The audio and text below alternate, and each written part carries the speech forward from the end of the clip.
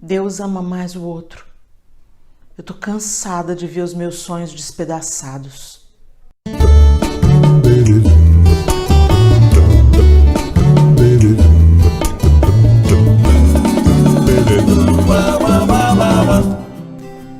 Ao longo da vida, nós nos frustramos. Sim, a frustração está na nossa jornada. E não é só na sua jornada, é na minha jornada, é na jornada de todos nós.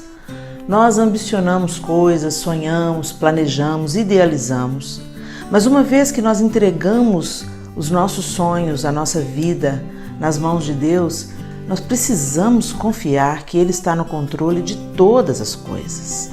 A Bíblia conta a história de um sonhador, José. Um sonhador a quem Deus revelava os segredos do seu coração. E José contava os seus sonhos, a gente não sabe se ele contava para se sentir aceito por seus irmãos ou se ele contava os sonhos porque ele desejava se sentir grande diante dos olhos dos seus irmãos. O fato é que ele foi parar no fundo de uma cisterna. E nós temos até uma canção que diz isso: se tentaram matar os teus sonhos, sufocando o teu coração, se lançaram você numa cova, fazendo alusão à história de José. Eu quero te encorajar. Alguns dos nossos sonhos precisam ser frustrados. A Bíblia diz que nós pedimos e não recebemos, porque muitas vezes pedimos para gastar nos nossos deleites e prazeres. Quando nós entregamos o nosso caminho ao Senhor, devemos entender que os sonhos que nós devemos buscar é aqueles sonhos que nascem do coração do próprio Deus e que nada pode frustrar. Os nossos sonhos não podem apenas atender às nossas necessidades, mas eles têm que ter relevância no todo, no reino de Deus e redundar em bênçãos para outras pessoas. No mundo em que nós crescemos e fomos criados, somos estimulados ao egoísmo, à cobiça, à ganância, mas no reino de Deus é diferente. Devemos sonhar e buscar os sonhos que vão transbordar em bênçãos para a vida de outras pessoas. Então pergunte a Deus: Senhor, em que este sonho que está no meu coração glorifica e exalta o Teu nome? E até que ponto os meus sonhos podem me afastar do próprio Deus? Pense nisso. Um grande beijo e Deus te abençoe. Pergunta da @lumirandadiniz. Essa aí a gente conhece. Qual o sonho mais esperado por vocês dois simultaneamente hoje? Simultaneamente? O que a gente sonha junto? A gente sempre sonha tudo junto, né? Mas normalmente os sonhos partem desta cabecinha aqui. Uma vez eu aprendi que a gente só realiza 30% daquilo que a gente sonha. Yes. Desde que eu aprendi isso, eu falei para ela: Helena, começa a sonhar, minha filha. Sonha alto, sonha bastante. Sem limite. Porque 30% é o que realiza. E desde então, gente, isso já tem alguns anos, eu tenho sonhado alto. Às vezes as pessoas, os meus filhos mesmo, eles ficam rindo, eu acho que agora já acostumaram. Mas às vezes, dependendo do nível do sonho, né, que exige, por exemplo, um esforço financeiro, por exemplo, eles ficam assim: mãe, quem vê você falando pensa que a gente é rico. Eu falei assim: eu não sou, mas meu pai é. Ele é dono do ouro, da prata, e se ele quiser, ele abre as portas, que só ele pode abrir. Então a gente sonha muito. Mas hoje, simultaneamente, o que a gente sonha hoje? A gente tem experimentado, graças a Deus, alguns sonhos bem legais, frutos dessa bênção que a Helena acabou de dizer, que é o fato da gente ter um Pai celestial que contempla os nossos sonhos e que tem prazer em realizá-los. Eu acho que existe um sonho que é permanente a partir do momento em que a gente tem filhos. E o sonho permanente de ver os nossos filhos felizes, cumprindo o propósito de Deus para a vida de cada um deles. Esse é um sonho que jamais vai deixar de existir, né? Até porque a gente contempla alguns desses propósitos já sendo realidade na vida deles, mas os planos de Deus são dinâmicos, né? Então, E a gente tem filhos em várias fases, então isso vai mudando e ajustando e aperfeiçoando e ganhando upgrades, né, à medida que os anos vão passando. Então eu posso dizer que é um sonho comum permanente, né? Eu acho que esse é um sonho de todo pai, de toda mãe, né? Ver os filhos vivendo os propósitos de Deus para cada um deles.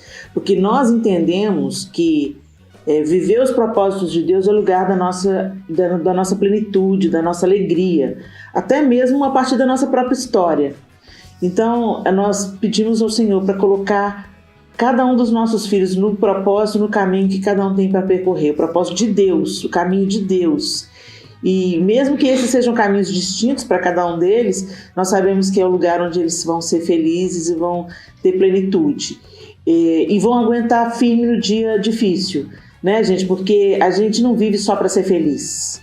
Quando a gente só persegue a felicidade, não entendendo que dias difíceis também fazem parte da jornada e eles também são apropriados para nos forjar, a gente entra numa idolatria da felicidade, entendeu? E felicidade a qualquer custo. E aí a gente começa a negociar valores para ser feliz, sabe? A gente não quer ver os nossos filhos só felizes.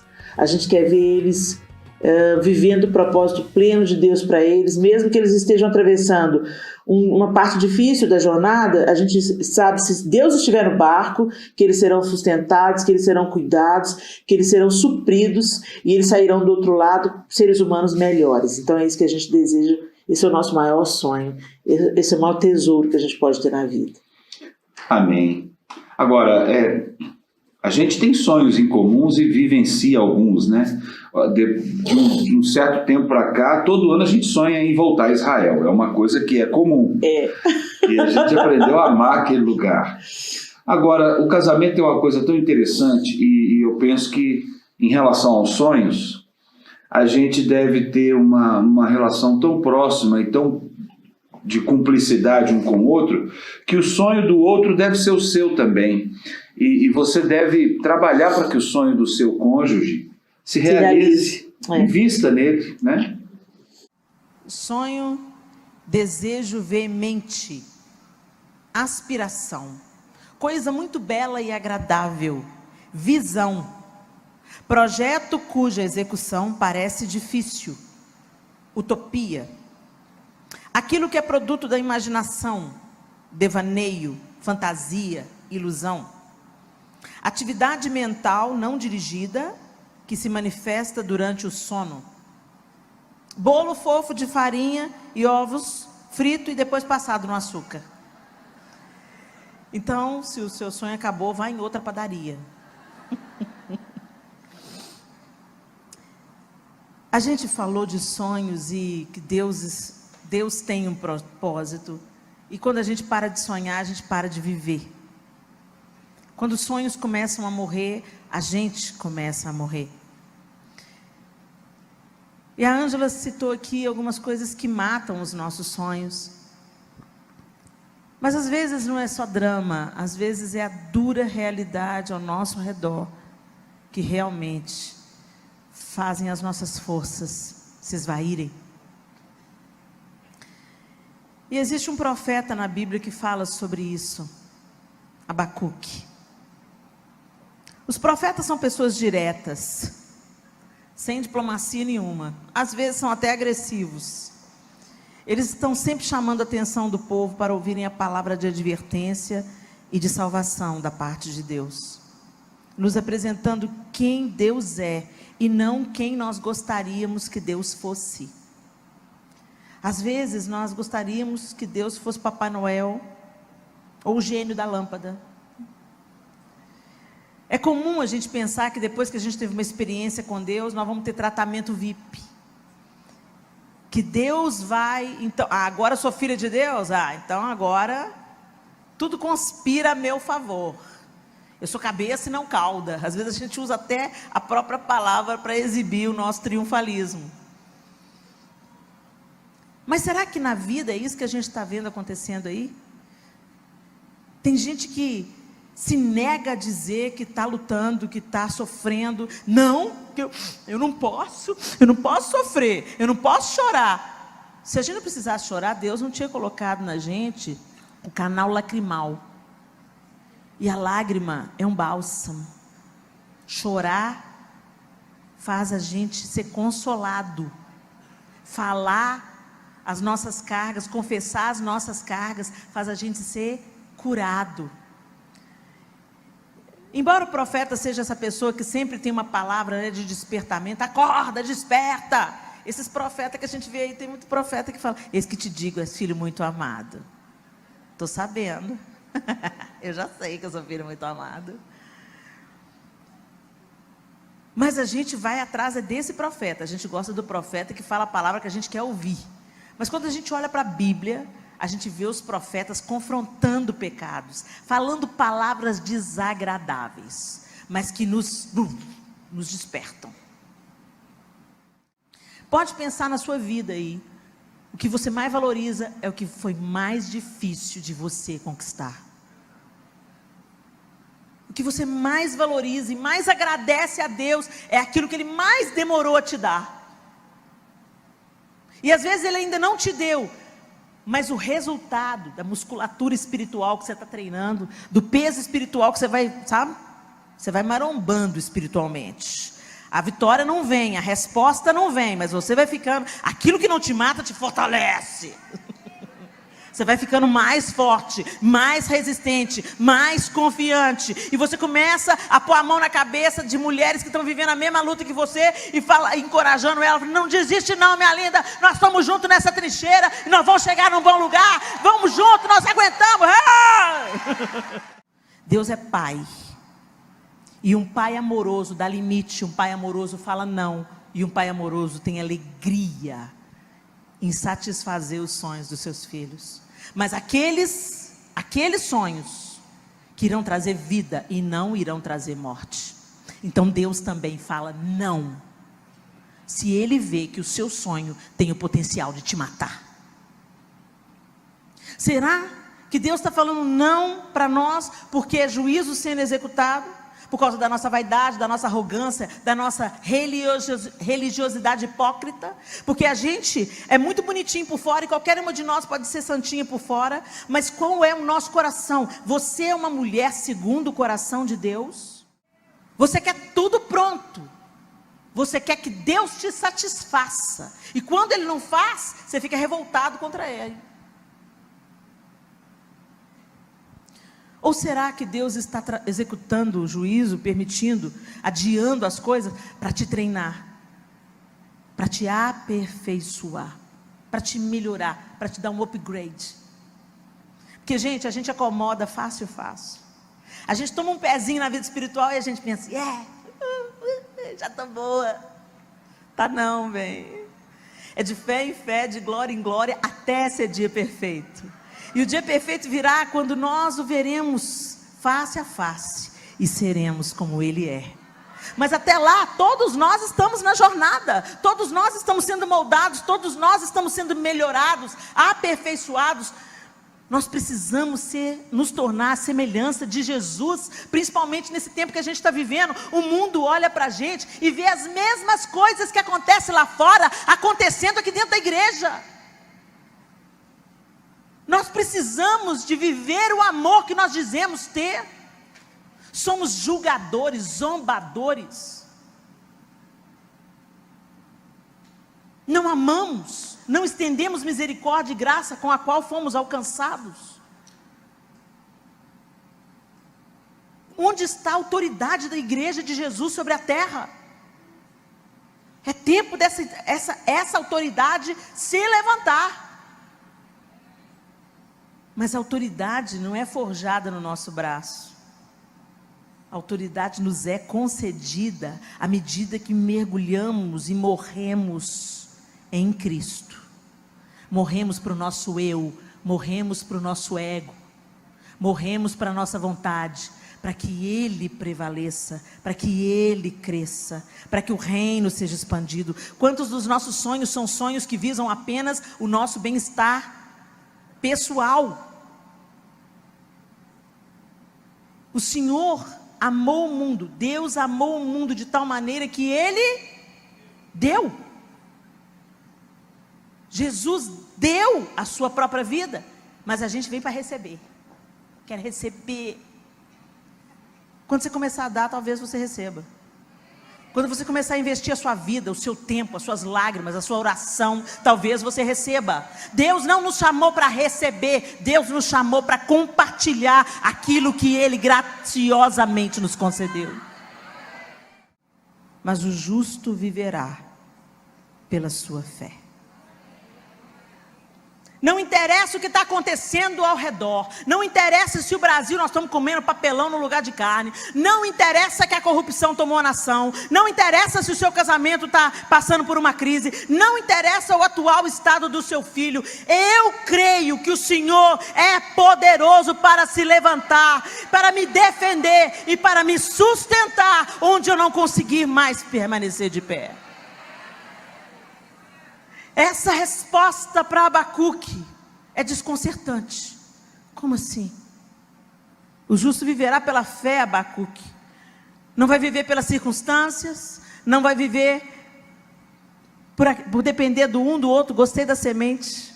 Se você planta a semente na horizontal, ela não vai brotar, mas se você planta a semente na vertical, você olha para Deus, o autor e o consumador da sua fé, e até o que você não está entendendo, e até o que está te doendo, Deus vai fazer que coopere para o seu bem. E aí a ficha cai em Abacuque. O justo viverá pela fé, a certeza das coisas que se não veem. Eu não preciso ver, tem aquela canção antiga, né? Essa paz que eu sinto em minha alma, não é porque tudo me vai bem. Essa paz que eu sinto em minha alma, é porque eu amo ao meu Senhor. Não olho circunstâncias, não, olho o seu amor. Não me guio por vistas, alegre vou. E essa música termina, essa mesma música termina com a oração de Abacuque. E ainda que a terra não floresça,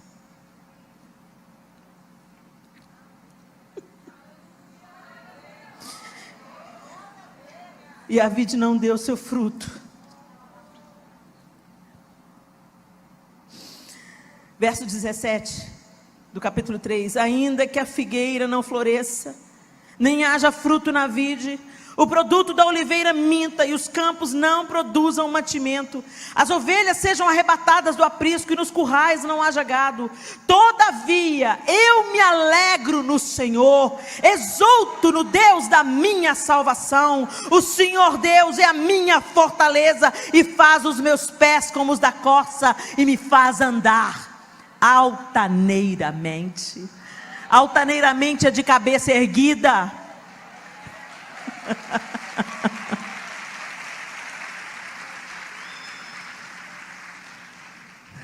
Quando você olha para os seus sonhos e as circunstâncias ao redor, nenhuma das circunstâncias sustenta a sua fé. Mas tire os olhos das circunstâncias e coloque os olhos em Deus. E mesmo que Ele disser não,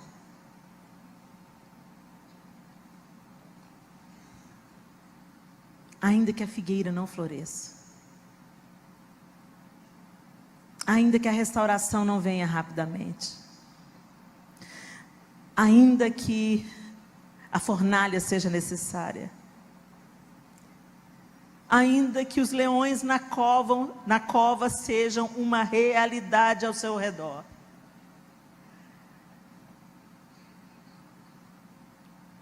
o Senhor continua sendo o mesmo. Ele não desampara os seus. E Ele vai fazer com que todas as coisas, todas as coisas, cooperem conjuntamente para o bem daqueles que amam a Deus. Você só tem uma preocupação na vida: amar a Deus. Você só tem uma responsabilidade na vida: amar a Deus. Lembra, amar a Deus não é cantar canções de amor para Deus. Amar a Deus é obedecê-lo. Aquele que tem os meus mandamentos e os guarda, esse é o que me ama. E aquele que me ama será amado por meu Pai. E eu também o amarei e me manifestarei a ele. Feche os seus olhos.